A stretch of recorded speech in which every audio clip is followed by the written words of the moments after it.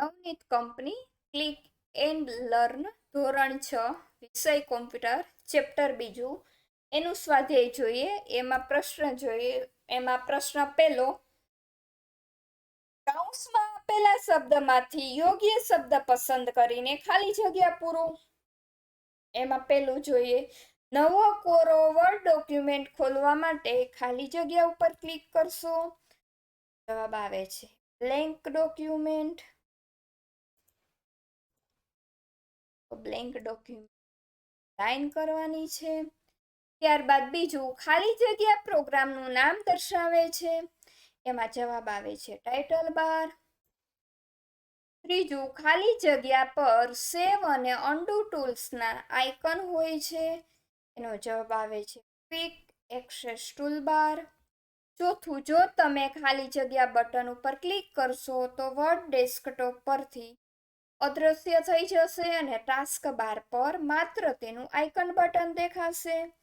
તો સાચો જવાબ આવે છે મિનિમાઇઝ. પાંચમું, વર્ડ વિન્ડો બંધ કરવા માટે ખાલી જગ્યા ઉપર ક્લિક કરો. સાચો જવાબ આવે છે ક્લોઝ. છઠ્ઠું, જો તમે ખાલી જગ્યા બટન ઉપર ક્લિક કરશો તો વર્ડ વિન્ડો નાની થઈ જશે. એનો સાચો જવાબ આવે છે સ્ટોર ડાઉન. સાતમું, જો તમે ખાલી જગ્યા બટન ઉપર ક્લિક કરશો તો વર્ડ વિન્ડો મોટી થઈ જશે. જવાબ આવે છે મેક્સિમાઇઝ. આઠમું, ખાલી જગ્યા પર ફાઇલ, હોમ, ઇન્સર્ટ વગેરે ટેબ હોય છે. સાચો જવાબ આવે છે આવશે તો કે મેનુ બાર આવશે. શું જવાબ આવશે? Menu bar.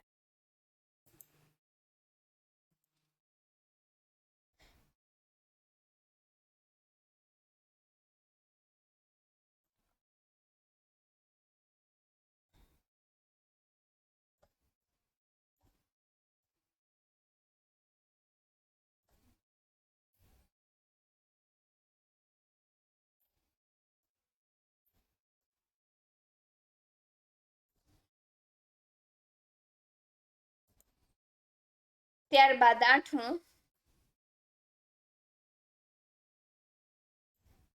નવમું, ખાલી જગ્યા ડોક્યુમેન્ટની વિગતો દર્શાવે છે, જેમ કે ફૂલ પાના, પાનાનો ક્રમાંક વગેરે. તો એનો સાચો જવાબ આવે છે સ્ટેટસ બાર. દસમું, ડોક્યુમેન્ટમાં કરેલા ફેરફારો સેવ કરવા માટે ક્વિક એક્સેસ ટૂલ બાર ઉપર ખાલી જગ્યા ઉપર ક્લિક કરો. એનો સાચો જવાબ આવે છે સેવ. ત્યારબાદ 11મું, સિલેક્ટ કરેલા લખાણને ઘેરી જાડી ફોન્ટ સ્ટાઇલ પસંદ કરવા ફોન્ટ ગ્રુપમાં ખાલી જગ્યા ઉપર ક્લિક કરો. તો સાચો જવાબ આવે છે બોલ્ડ. 12મું, સિલેક્ટ મેનુ આખું લખાણ એકસાથે સિલેક્ટ કરવા માટે ખાલી જગ્યા ઉપર ક્લિક કરો. તો સાચો જવાબ આવે છે સિલેક્ટ ઓલ. 13મું, પેરેગ્રાફ ગ્રુપમાં ખાલી જગ્યા ટૂલનો ઉપયોગ સિલેક્ટ કરેલ લખાણને પાનાના વચ્ચે હાંસિયા વચ્ચે ગોઠવવા માટે થાય છે. એનો સાચો જવાબ આવે છે જસ્ટિફાઈ. 14મું, પેરેગ્રાફ ગ્રુપમાં ખાલી જગ્યા ટૂલનો ઉપયોગ સિલેક્ટ કરેલા લખાણને પાનાની ડાબી બાજુ ખસેડવા માટે ઉપયોગ થાય છે. સાચો જવાબ આવે છે અલાઇન લેફ્ટ.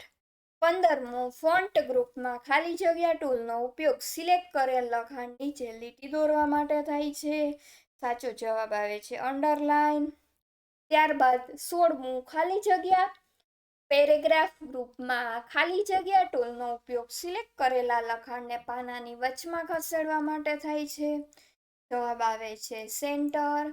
17મું, ખાલી જગ્યા ટૂલનો ઉપયોગ પરિચ્છેદની શરૂઆતમાં મોટો કેપિટલ અક્ષર રચવા માટે થાય છે. સાચો જવાબ આવે છે એડ ડ્રેવ કેપ. 18મું, સિલેક્ટ બોક્સ પર દેખાતા નાના ચોરસ અથવા વર્તુળને ખાલી જગ્યા કહે છે. તો એને કહેવાય સાઇઝિંગ હેન્ડલ. 19મું, ખાલી જગ્યા ટૂલનો ઉપયોગ ડોક્યુમેન્ટમાં આકર્ષક લખાણ ઉમેરવા માટે થાય છે. સાચો જવાબ આવે છે વર્ડ આર્ટ. 20મું, વર્ડ આર્ટ સ્ટાઇલ ગ્રુપમાં ખાલી જગ્યા ટૂલનો ઉપયોગ લખાણમાં રંગ પૂરવા માટે થાય છે. સાચો જવાબ આવે છે ટેક્સ્ટ ફિલ. ત્યારબાદ આગળ જોઈએ 21, ખાલી જગ્યા ટૂલનો ઉપયોગ ક્રમાંકવાળી યાદી રચવા માટે થાય છે. જવાબ આવે છે નંબરિંગ. 22મું વર્ડ આર્ટ સ્ટાઇલ ગ્રુપમાં ખાલી જગ્યા ટૂલનો ઉપયોગ લખાણમાં વિઝ્યુઅલ ઇફેક્ટ ઉમેરવા માટે થાય છે. સાચો જવાબ આવે છે ટેક્સ્ટ ઇફેક્ટ. 23 ખાલી જગ્યા ટૂલનો ઉપયોગ યાદીને ચડતા ક્રમમાં કે ઉતરતા ક્રમમાં થવા માટે થાય છે. સાચો જવાબ આવે છે શોર્ટ. 24મું વર્ડ આર્ટ સ્ટાઇલ ગ્રુપમાં ખાલી જગ્યા ટૂલનો ઉપયોગ લખાણની બાહ્ય રેખાનો રંગ સિલેક્ટ કરવા માટે થાય છે. સાચો જવાબ આવે છે ટેક્સ્ટ આઉટલાઇન. 25મું યાદીને A to Z ના ક્રમમાં ગોઠવવા માટે શોર્ટ ટેક્સ્ટ ડાયલોગ્સ બોક્સમાં ખાલી જગ્યાની બાજુના રેડિયો બટન ઉપર ક્લિક કરો. તો જવાબ આવે છે એસેન્ડિંગ. 26મું બુલેટવાળી યાદી રચવા માટે ખાલી જગ્યા ટૂલનો ઉપયોગ થાય છે. સાચો જવાબ આવે છે બુલેટ્સ. 27મું યાદીને Z to એડ ક્રમમાં ગોઠવવા માટે શોર્ટ ટેક્સ્ટ ડાયલોગ્સ બોક્સમાં ખાલી જગ્યાની બાજુનું રેડિયો બટન ક્લિક કરો. તો એસેન્ડિંગ. ત્યારબાદ મેઇન પ્રશ્ન બીજો, નીચે આપેલા ટૂલ્સના નામ અને કાર્ય લખો. એમાં પેલું છે નામ છે ક્લોઝ. એનું કાર્ય જોઈએ વર્ડ વિન્ડો બંધ કરવા માટે ક્લોઝ બટન વપરાય છે. બીજું છે ફોન્ટ સાઇઝ. ફોન્ટ સાઇઝ પસંદ કરવા માટે ફોન્ટ સાઇઝ વપરાય છે. બીજું છે મિનિમાઇઝ. વર્ડ વિન્ડો ડેસ્કટોપ ઉપરથી અદ્રશ્ય થશે. ટાસ્ક બાર પર તેનું આઇકન બટન દેખાશે. ચોથું છે સેન્ટર. લખાણને પાનાની વચમાં ખસેડવા. પાંચમું છે મેક્સિમાઇઝ. વર્ડ વિન્ડોને મોટી કરવા માટે બટન વપરાય છે. છઠ્ઠું છે ફોન્ટ કલર. લખાણ માટે રંગ પસંદ કરવા માટે. સાતમું ફોન્ટ. ફોન્ટ પસંદ કરવા માટે ફોન્ટ વપરાય છે. એટલે કાઢી નાખવાનો રહે. ત્યારબાદ આઠમું મેક્સિમાઇઝ. આઠમું છે રિસ્ટોર ડાઉન. વર્ડ વિન્ડોને નાની મોટી કરવા માટે રિસ્ટોર ડાઉન વપરાય છે. નવમું છે સેવ. નામ આપીને ડોક્યુમેન્ટને પહેલી વાર સેવ કરવા અને ડોક્યુમેન્ટમાં ફેરફારો સેવ કરવા. 10મું છે અંડરલાઇન. લખાણની નીચે લીટી દોરવા. 11મું છે પિક્ચર. પિક્ચર કોમ્પ્યુટરમાં સ્ટોર કરેલા ચિત્ર ઉમેરવા માટે. 12મું છે જસ્ટિફાઈ. લખાણને પાનાના બંને હાંસિયા વચ્ચે ખસેડવા માટે. 13મું છે ઇન્સર્ટ વર્ડ આર્ટ. ડોક્યુમેન્ટમાં આકર્ષક લખાણ ઉમેરવા અથવા સિલેક્ટ કરેલા લખાણને આકર્ષક બનાવવા. 14મું બોલ્ડ. લખાણ માટે ઘેરી જાડી ફોન્ટ સ્ટાઇલ પસંદ કરવા. 15મું સિલેક્ટ. એક સાથે સમગ્ર લખાણ ડોક્યુમેન્ટ સિલેક્ટ કરવા. 16મું છે ઓનલાઈન પિક્ચર્સ. ઇન્ટરનેટનો ઉપયોગ કરીને ચિત્ર શોધીને ઉમેરવા માટે.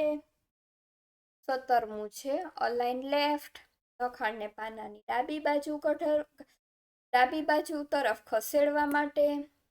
18મું છે બુલેટ્સ. બુલેટવાળી યાદી બનાવવા અથવા નંબરવાળી યાદીને બુલેટવાળી યાદીમાં બદલવા. 19મું છે સોર્ટ. સિલેક્ટ કરેલા યાદીને ચડતા ક્રમમાં કે ઉતરતા ક્રમમાં અથવા તો ક્રમ અનુસાર ગોઠવવા. 20મું છે એડ એ ડ્રોપ કેપ. પરિચ્છેદની શરૂઆતમાં મોટો કેપિટલ અક્ષર રચવા. પરિચ્છેદ એટલે પેરેગ્રાફ. પેરેગ્રાફની શરૂઆતમાં મોટો કેપિટલ અક્ષર. 21મું છે નંબરિંગ. ક્રમાંકવાળી યાદી બનાવવા માટે. હવે મેઇન પ્રશ્ન ત્રીજો, નામ આપો. એમાં પેલું આકર્ષક લખાણ ઉમેરવા માટેનું ટૂલ્સ ઇન્સર્ટ વર્ડ આર્ટ. બીજું વર્ડ ડોક્યુમેન્ટને સેવ કરવા માટેનું ડિફોલ્ટ ફોલ્ડર ડોક્યુમેન્ટ. ત્રીજું સિલેક્ટ કરેલ લખાણ માટે ઘેરી જાડી ફોન્ટ સ્ટાઇલ પસંદ કરવા માટેનું ટૂલ્સ બોલ્ડ. ચોથું ક્રમાંકવાળી યાદી બનાવવા માટેનું ટૂલ્સ નંબરિંગ. પાંચમું યાદીને ચડતા ક્રમમાં કે ઉતરતા ક્રમમાં ગોઠવવા માટેનું ટૂલ્સ. તો એનો જવાબ આવે છે સોર્ટ.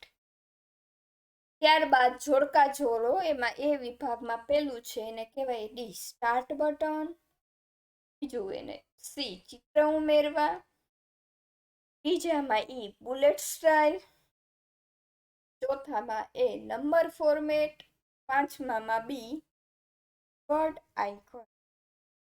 તો અહીં આપણું ચેપ્ટર છે તે પૂરું થાય છે. Thank you.